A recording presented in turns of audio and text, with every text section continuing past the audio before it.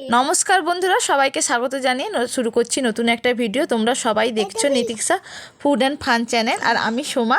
দেখতেই পাচ্ছ মা আজকে বাজার থেকে অনেক ধরনের মাছ নিয়ে এসছে। কলাপাতায় আমি সব মাছগুলোকে সুন্দর করে সাজিয়ে দিয়েছি। প্রথমে নিয়ে এসছে আমরুলি মাছ, এটা আছে ভাজা করব। এই যেটা লাল লাল, এটা হচ্ছে দীঘা সুন্দরী মাছ, এর ঝাল করব। আর পটল মাছের টক করব। দেখে নিলে বন্ধুরা, এবার মাছগুলোকে কেটে আমি পরিষ্কার করে এনেছি ধুয়ে টুয়ে। এবার কিন্তু একটু সামান্য জিনিসদেরকে একটু ম্যারিনেট করে দেবো। ম্যারিনেটে দিব আমি নুন আর হলুদ। তোমরা চাইলে একটু সরিষার তেলও মাখাতে পারো।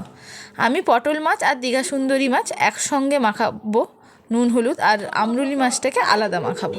দেখো বন্ধুরা, মাছগুলো কতটা ফ্রেশ তোমরা দেখলেই বুঝতে পারবে। মাছগুলো একেবারে তাজা মাছ। যেহেতু মানে কি বলবো, যেহেতু 25 পৌষ সংক্রান্তি গেছে, সেই সময় তো 1-2 দিন ট্রলার নামেই না মাছ ধরার জন্য সমুদ্রে। তারপরে কালকেই গেছে, তো আজকে মাছ এসছে, তো তার জন্য আজকে একেবারে মাছগুলো ফ্রেশ। দোকানদাররাও বলছিল যে মাছগুলো খুবই ফ্রেশ, কারণ কালকে গেছে ট্রলার, আজকেই উঠেছে মাছ। তো পচা গলা মাছের কোনো ব্যাপারই নেই। প্রত্যেকটা মাছগুলোই কিন্তু খুবই ফ্রেশ ছিল। দেখো বন্ধুরা, এবার আমি কিন্তু আমরুলি মাছকে আলাদাভাবে নুন হলুদ ভালো করে মাখিয়ে দিলাম।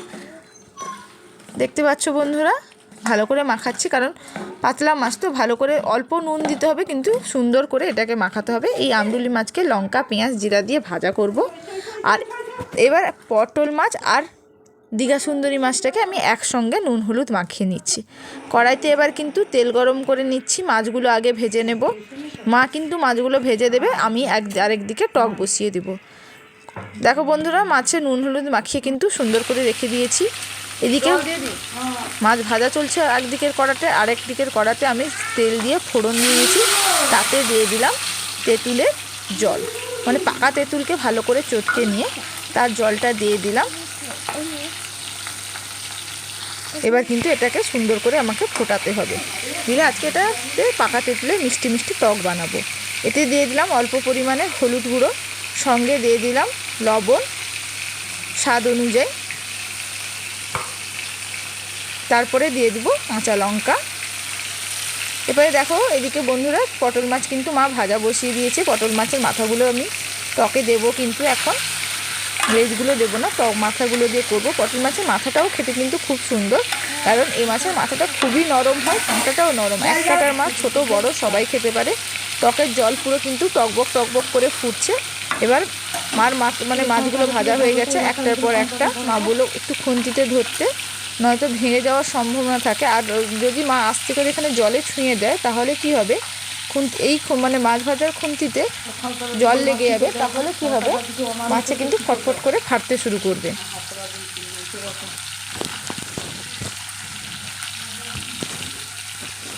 দেখো বন্ধুরা, আমি একটা একটা করে মা কিন্তু মাছগুলো দিচ্ছে, আমি কিন্তু একটা একটা মাছ কিন্তু এতে দিয়ে দিচ্ছি। বন্ধুরা, পটল মাছের টকের কিন্তু একটা আলাদা স্বাদ আছে, মানে সেটা তোমরা না খেলে বুঝতে পারবে না। আমি তোমাদেরকে বলবো অবশ্যই একবার ট্রাই করবে পটল মাছের টক। এরকম পাকা তেঁতুল দিয়ে পটল মাছের টকের কিন্তু সত্যিই আলাদা স্বাদ আছে। তো এরকম পটল মাছের ঝোল বা ঝাল সবই বানানো যায়, কিন্তু এটাকে আমি আজকে তো টক বানালাম। তোমাদের দিকে এই পটল মাছকে কি বলে অবশ্যই কিন্তু আমাকে কমেন্টে জানাবে।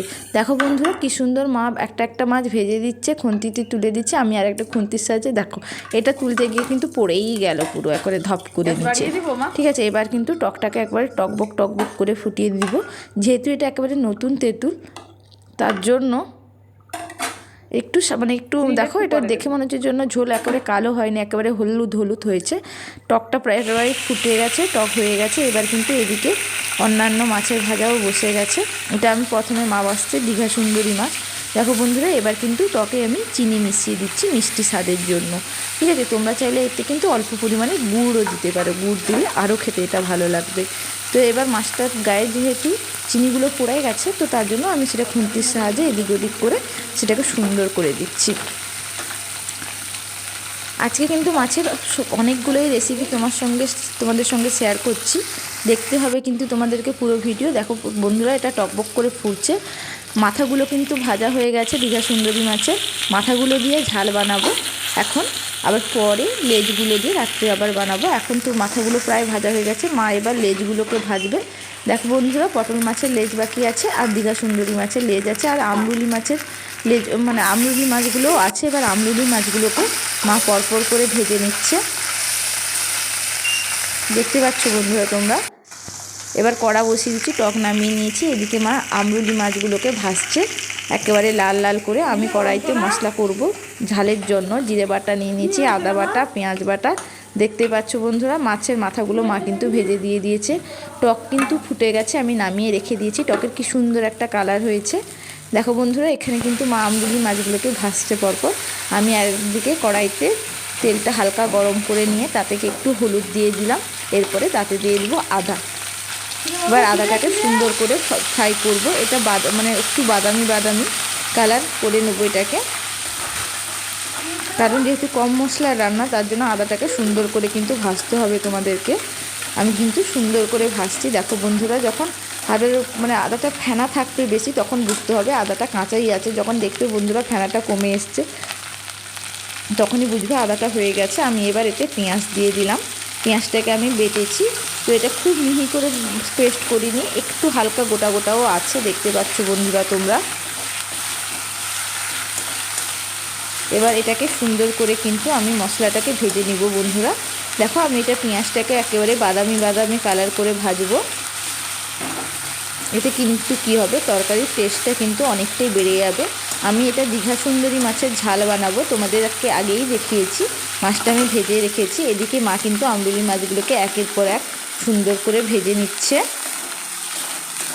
আমি ওইদিকে মশলা করছি, যেহেতু আজকে মানে কি বুধবার, তো আজকে যথেষ্ট তাড়া আছে, তার জন্য তাড়াতাড়ি করে মা দুদিকেই বসছে। তো সকাল সকাল মা মাছ নিয়ে এসছে। মাছগুলো দেখেই বুঝতে পেরেছো কতটা একেবারে ফ্রেশ।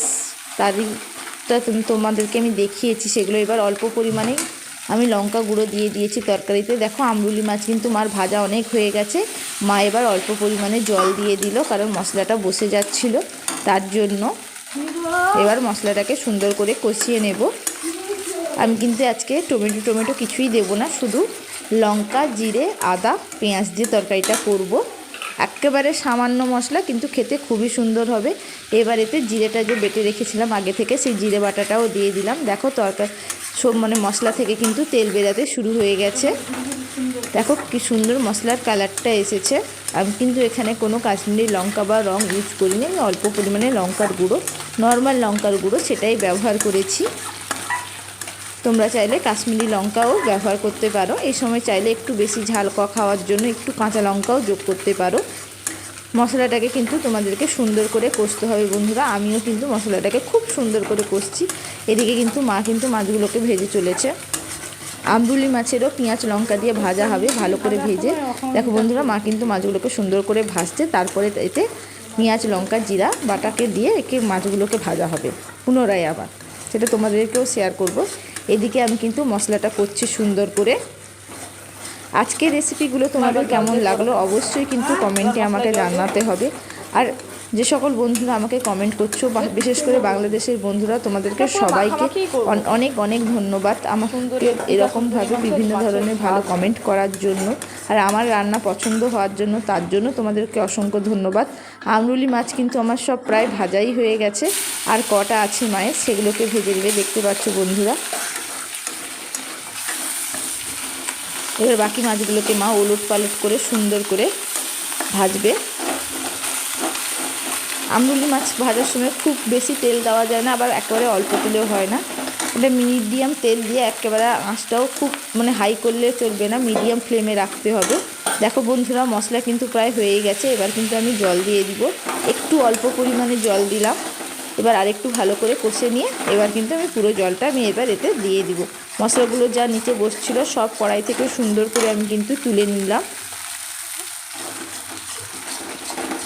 যে সকল বন্ধুরা এখনও পর্যন্ত আমার চ্যানেলটা সাবস্ক্রাইব করুন, তাদের কিন্তু অবশ্যই চ্যানেলটা সাবস্ক্রাইব করে দিতে হবে। তাহলে কি হয়, আমার একটু একটু করে এগিয়ে যাওয়ার সুবিধে হয়। তো এবার কিন্তু আমি জল দিয়ে দিলাম। দেখো বন্ধুরা, মশলা কিন্তু আমি অনেকক্ষণ ধরে কষলাম, তোমরা দেখতেই পেলে। তো ভালো করে মশলা কষে নেওয়ার পরে এবার জল দিয়ে দিলাম।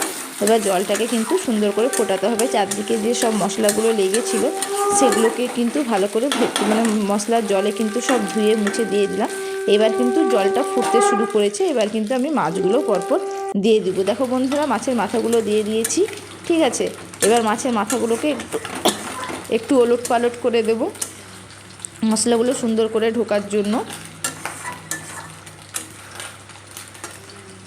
দেখো বন্ধুরা আমি খুন্তির সাহায্যে প্রত্যেকটা মাছকে কিন্তু উল্টে দিলাম, প্রত্যেকটা মাথাকে। দেখতে পাচ্ছ দুটো হয়ে গেছে, এটা 3 নম্বর, তারপর 4 নম্বর হয়ে গেল প্রত্যেকটা মাছ উল্টানো। এবার একটু একটু করে এবার একটু ঢাকিয়ে দেবো বন্ধুরা ক মিনিটের জন্য, তাতে মশলাটা সুন্দর করে ঢুকে যাবে। দেখো বন্ধুরা আমার কিন্তু মশলা ঢাকা খোলা হয়ে গেছে, এদিকে পুরো হয়ে গেছে। এদিকে তোমাদের দাদা ভাইয়ের জন্য কিন্তু আমি ভাত কিন্তু বেড়ে ফেলেছি, তার জন্য দিয়েছি আগে থেকে ভাজা করে রেখেছিলাম, সেটা দিয়েছি। এদিকে দেখো আমরুলি মাছ ভাজার জন্য কিন্তু পেঁয়াজ লঙ্কা জিরা মা কিন্তু ভাজতে, দেখো কি সুন্দর করে লাল লাল করে ভাজতে। এবার এতে কী করে করা হবে, আগে থেকে ভেজে রাখা আমরুলি মাছগুলোকে ঢেলে ভালো করে লাল লাল করে ভাজা হবে। তার আগে কিন্তু পেঁয়াজ লঙ্কা জিরাটাকে মা কিন্তু তেলে ভালো করে ভাজছে। এখানে কিন্তু স্বাদ অনুযায়ী আমাদেরকে লবণ দিতে হবে, মা কিন্তু লবণ দিয়েছে। এবার কিন্তু মাছগুলোকে আমি দিয়ে দিলাম আগে থেকে ভেজে রাখা মাছ। মা বললো একটা মাছ তুলে রাখার জন্য নীতিক্সার জন্য, কিন্তু ঘোড়ার ডিম ও একটুও খায়নি এই মাছ, ঠিক আছে, তুলে রাখাটাই ছাড় হয়েছে। দেখো বন্ধুরা মা কিন্তু এবার পেঁয়াজ লঙ্কা দিয়ে কি সুন্দর করে মাছগুলোকে ভাজছে। দেখো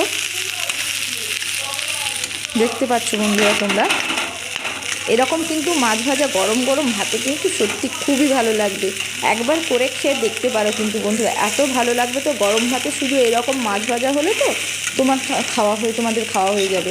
আমার তো এরকম মাছ ভাজা খুবই ভালো লাগে। আমি যেদিন এই যে মাছ ভাজাটা করেছিলাম, আমার কিন্তু খুব ভালো লাগে এরকম মাছ ভাজা। এরকম মাছ ভাজা দিয়ে গরম ভাত, আরে কী চাই, আর কিছুই চাই না। এরকম গরম গরম ভাত হবে আর গরম গরম মাছ ভাজা হবে, তাহলে তো আর তোমাদের কিছুই দরকার হবে না। একবার এরকমভাবে মাছ, যে কোনো মাছকে, আমরুলি মাছ বলে মাছ নয়, যে কোনো মাছকে ভেজে তারপরে লঙ্কা জিরা পেস্ট করে, সঙ্গে পেঁয়াজ পেস্ট করে, তারপরে সেটাকে আবার ভেজে তাতে মাছটাকে ঢেলে ভালো করে ভেজে নাও, মাখিয়ে দেখবে খুব সুন্দর খেতে লাগবে।